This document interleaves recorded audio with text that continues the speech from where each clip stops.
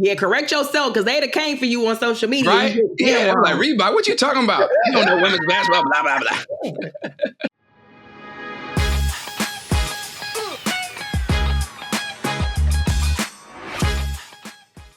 Let's turn the page, or let's go back to the college ranks, Terrika, because conference realignment has really ruined the purity, I think the essence of college sports and what makes it so special. Because now we have Stanford and Cal going to play in the ACC next year.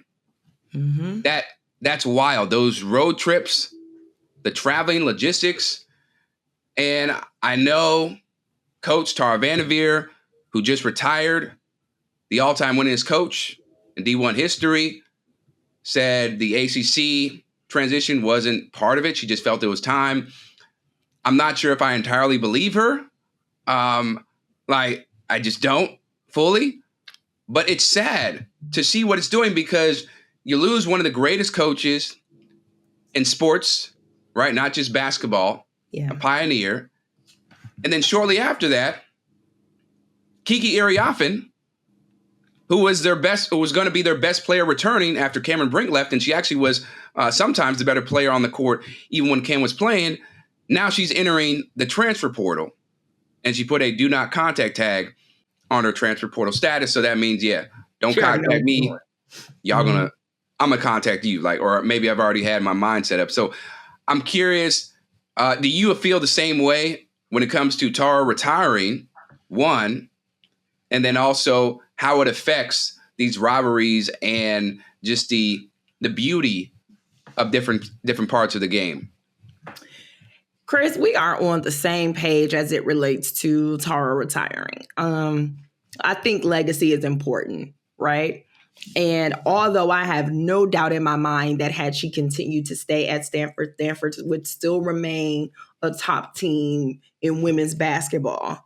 Now this conference realignment affects many sports. So we're not talking about, how it will fare for those in the college football sector, because I think that more than anything is where a lot of these realignments will be felt. But I just think about how this NCAA tournament that we just witnessed on the women's side really gave us a true look of how incredible Pac-12 basketball is specifically. We had USC as a 1 seed. UCLA was a 1 seed. Oregon State challenged South Carolina as much as most any other school had. It was just so much good, for lack of better terms. It was just so many good Pac-12 teams. And now those teams are in the Big Ten, in the ACC. Some have gone to the Big 12. It's just, and so if we're already facing challenges with travel, we're already facing challenges with, being able to be seen, because how long had we talked about Pac-12 teams not being able to be seen or the exposure because of the time difference from the East Coast. So there's that.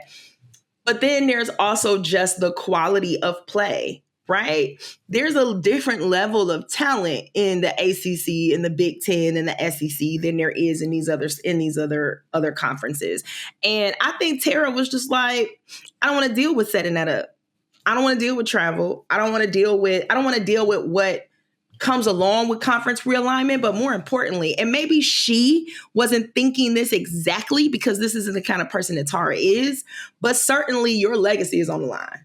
You go to a new conference and you don't put out the kind of product that Stanford is typically known for putting out, then people start to ask questions. Then people start to say, is it time for you to retire? No. Do the smart thing. Go out on top. Go out one of the best. You're the winningest coach in college basketball history. Do that. Just do that. And I think that's what she did. I think that makes the most sense, and I'm here for it. But I'm not here for USC being in the Big Ten. The Big Ten is a Midwest conference. What are we doing? I was pissed off when Rutgers joined the Big Ten. So right. What are we doing? As you can clearly see what I'm doing.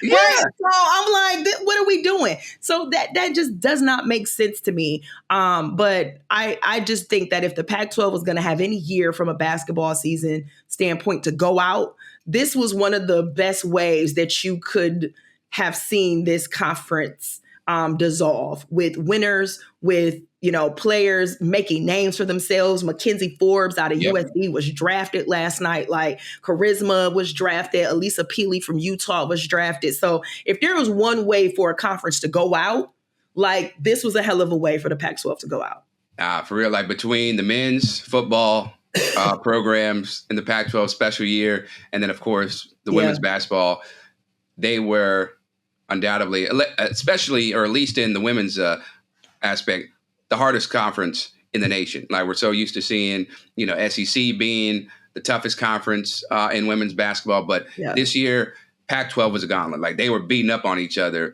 every single night. Whether it's Oregon Colorado, State, I forgot. Colorado, Arizona had some upsets. Like it just everybody had a night where they showed they could compete with some of the best teams in the country, and it's all really due to greed.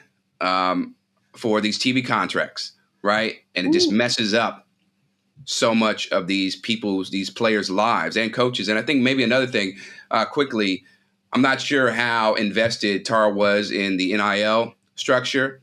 Maybe she comes from, old school, old guard, so didn't really buy into that as much. I know they had different deals. Cameron Brink, of course, Reebok, but I think that might have played a role as well. Yeah. But good luck to Tara. She meant a lot to women's basketball. I think she meant a lot to a lot of people. She certainly is someone who played a significant portion in why we have a professional women's basketball league in the United States at this moment. So if for nothing else, if we have not said so, I know I missed last week's show, so I specifically didn't get an opportunity to, but I certainly want to just congratulate Tara and thank her for everything that she's done, even when it wasn't easy. Right. Even when everyone didn't like you, even when you could have made some different or better decisions, there are more people who talk about how you've impacted them in a positive way than there are those who have felt the opposite or said the negative. So with that, thank you, Tara. And I wish you the best. I know she's going to stay on as an advisor in an advisory capacity, but your impact is appreciated.